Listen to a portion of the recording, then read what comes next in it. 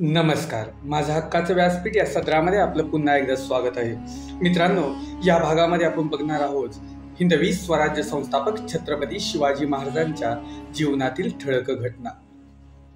मित्रांनो, जगाच्या इतिहासामध्ये शेकडो हजारो राज्य उदयाला आली, तशी ती राज्य अस्तालाही गेली. भारताच्या इतिहासातही अशी अनेक राज्य उदयाला आली. म्हणूनच आपण म्हणतो की भारताचा इतिहास याला अपवाद ठरला नाही. पण अशी फार कमी राज्य आहेत की ज्यांची दखल आजच्या जगाला, आजच्या पिढीला घ्यावी लागते.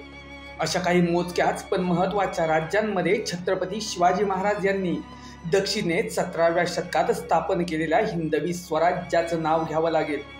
हिंदवी स्वराज्याच्या रूपात 17व्या शतकात महाराजांनी मराठ्यांची सत्ता उदयाला आणली. तिची स्थापना छत्रपती शिवाजी महाराजांनी केली. अशा या हिंदवी स्वराज्य संस्थापक महाराजांचा जीवनपट या स्पर्धेच्या युगात धकाधकीच्या जीवनाच्या पार्श्वभूमीवर मी मुद्दामून मांडण्याचा प्रयत्न करणार आहे.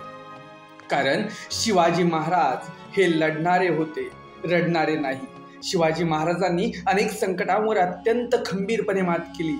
मग ते अफजल खान प्रकरण असेल, शाहिस्ता खान प्रकरण असेल, आग्रा भेट असेल, नजर कैदेतून सुटका असेल, अशा संकटांना धैर्याने तोंड दिलेलं आपल्याला पाहायला मिळतं. आपणही सर्वजण शिवचरित्रातून धैर्याने लढण्याची प्रेरणा घेऊन या स्पर्धेच्या युगात अनेक येणाऱ्या संकटांवर मात करून यासाठीच माझ्या या यूट्यूबच्या माध्यमातून हा छोटासा प्रयत्न. 19 फेब्रुवारी 1630 रोजी जुन्नर जवळील शिवनेरी किल्ल्यावर शहाजीराजे भोसले व जिजाबाईंच्या पोटी शिवाजी महाराजांचा जन्म झाला. किल्ल्यावरील शिवाई देवीच्या नावावरून बाळाचं नाव शिवाजी ठेवण्यात आलं. फाल्गुन वद्य तृतीया, शुक्रवार नक्षत्र, हस्तघटी 18, फळे 31 गड, 5 फळे 7 ए या दिवशी राजश्री शिवाजीराजे शिवनेरीस उपजले. याचा संदर्भ आपल्याला जयदेश कावलीमध्ये पाहायला मिळतो. छत्रपती शिवाजी महाराजांचं बालपण अत्यंत धावपळीत 1630 ते 1636 या कालावधीमध्ये शिवनेरी, पेमगिरी, माहुली किल्ल्यावर त्यांचं वास्तव्य आपल्याला पाहायला मिळतं. 1636-1637 मध्ये जिजाबाई व बाल शिवाजी यांच्या निवासासाठी दादोजी कोंडदेव यांनी लालमहाल हा वाडा नव्याने बांधला. इसवी सन 1636 मध्ये शहाजीराजे आदिलशाही दरबारात चाकरीसाठी गेले आणि आदिलशाहीतच कायम राहण्याचा निर्णय त्यांनी घेतला. तेव्हा जिजाबाई व बाल शिवाजी यांना इसवी सन 1637च्या सुमारास पुणे जहागिरीत ठेवले. इसवी सन 1637 ते इसवी सन 1647 या 10 वर्षाच्या काळात जिजाबाईंनी दादोजी कोंडदेवांच्या मदतीने पुण्याची जहागिरी नव्याने बसवली. 16 एप्रिल 1640 रोजी वयाच्या 10व्या वर्षी शिवाजी राजांचा पहिला विवाह फलटणचे निंबाळकर घराण्यातील सईबाईंशी पुणे येथे झाला. इसवी सन 1641 ते 1642 या काळात जिजाबाई व शिवाजी बंगळूर येथे होते. याच काळात शिवरायांचा दुसरा विवाह मोहितेंच्या सोयराबाईंशी झाला. पुण्यात लाल महाल बांधून पूर्ण होण्याअगोदरच 4-5 वर्ष शिवाजी राजांचे वास्तव्य खेडेबारे येथे व पेठ वसवल्यानंतर शिवापूर येथे होते. त्यानंतर ते पुण्यात लाल महालात वास्तव्यास आले. 1641च्या सुरुवातीला दादोजी कोंडदेव, बाल शिवाजी व जिजाबाई यांना घेऊन बंगळूरला शहाजीराजांकडे गेले. शिवाजीराजांचा कर्नाटकात मुक्काम जवळजवळ 1 वर्षभर होता. इसवी सन 1642च्या सुरुवातीस शहाजीराजांनी शिवाजी महाराजांना पुण्यास पाठवित असताना त्यांच्याबरोबर शामराव निळकंठ पेशवे, कृष्णपंत मजुमदार, सोनोपंत डबीर, रघुनाथ बल्लाळ, सबनीस या व्यक्ती आणि काही हत्ती, घोडे व पायदळ देऊन शहाजीराजांनी पुण्याच्या जहागिरीची व्यवस्था उत्तम रीतीने केली होती. शिवाजी महाराजांच्या राज्यकारभाराची ही पहिली चौकट होती. इसवी सन 1642 ते 1645 या 3 वर्षाच्या कालावधीत शिवाजीराजांनी आपल्या भोवती बलदंड मित्रमंडळ उभं केलं.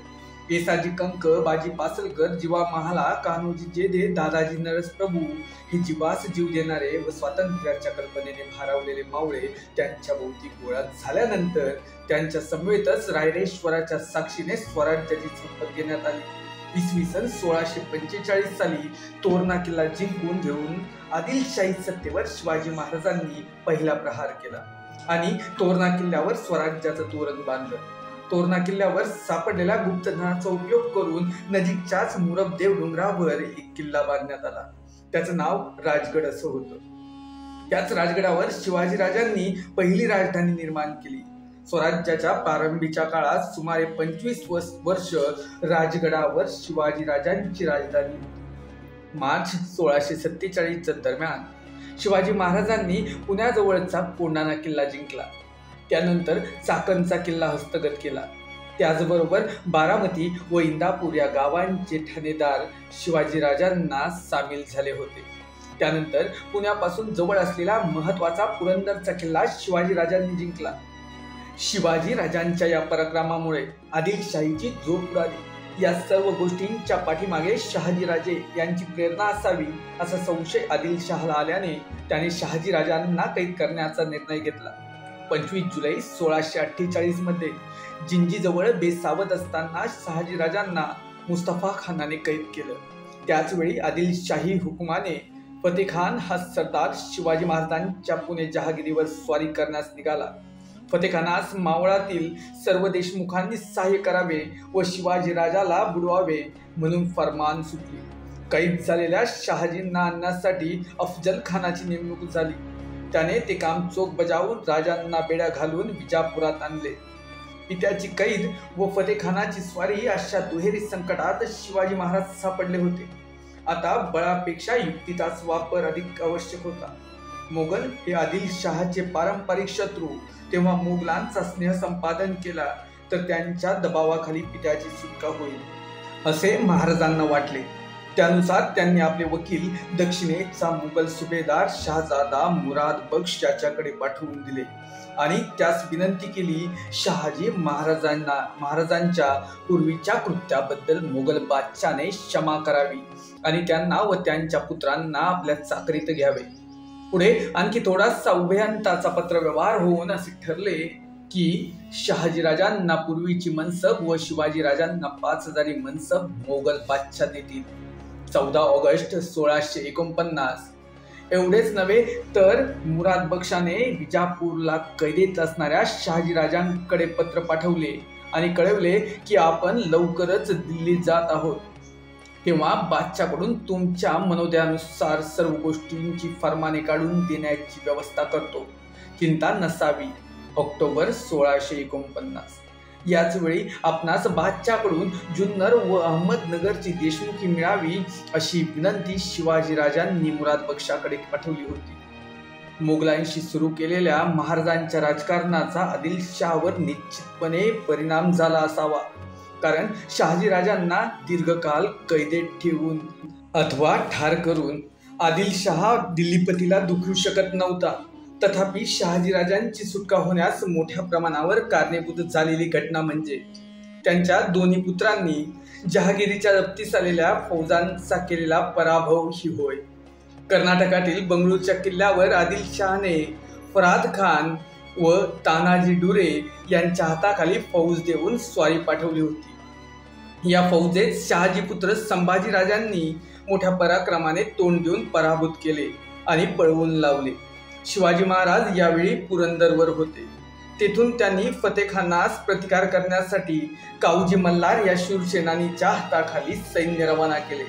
फतेखान खळद बेलसर येथे छावणी करून होता आणि त्याच्या सहाय्याला बाळाजी हैबतराव शिरवळ पर्यंत पुढे आला होता. त्याच्याशी काऊजी मल्हारने लढाई करून त्यास ठार केले. दुसऱ्या दिवशी खुद्द फतेखान शिवाजी महाराज होते त्या पुरंदरवर चालून आला.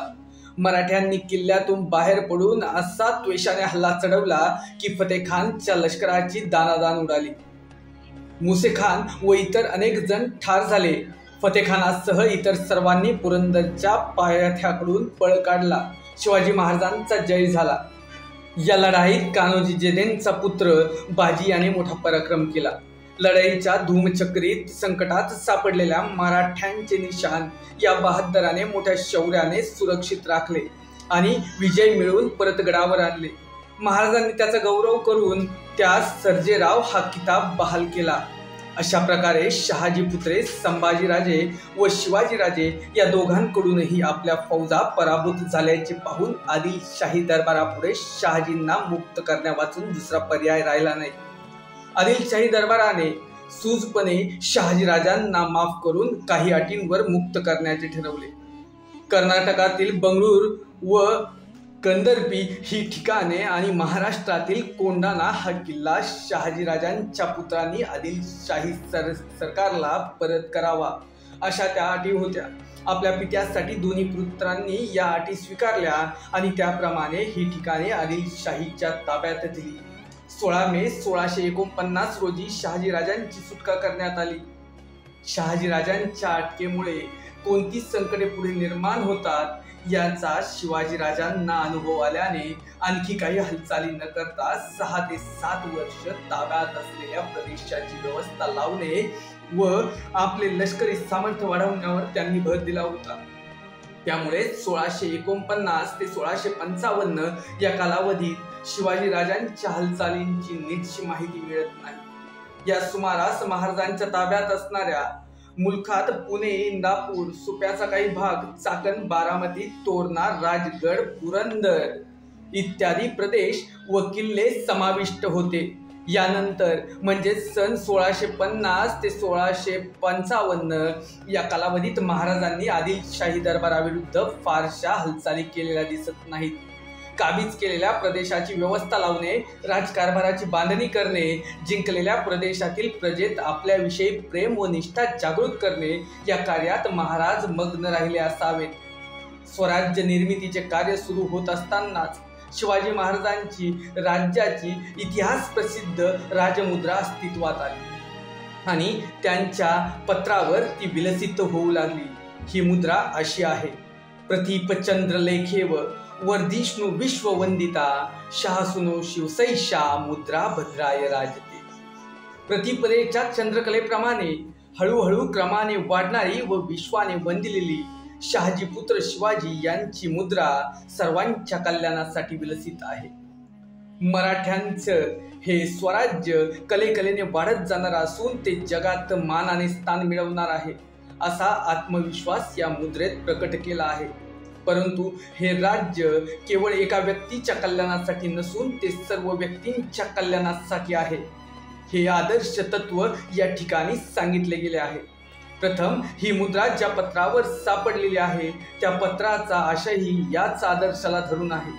रांजेगावच्या बाबाजी गुजर पाटील याने बदफैली केली म्हणून महाराजांनी त्याचे हातपाय तोडून त्याचे वतन जप्त केले, त्यासंबंधी सदरचे पत्र आहे। या मुद्रेत शिवाजी महाराजांच्या स्वराज्य स्थापनेची व विकासाच्या कल्पनेची मुहूर्तमेढ स्पष्ट दिसते। धन्यवाद मित्रांनो। यानंतर आपण पुढील भागामध्ये छत्रपती शिवाजी महाराजांच्या जीवनातील महत्त्वाच्या घडामोडींचा आढावा घेणार आहोत।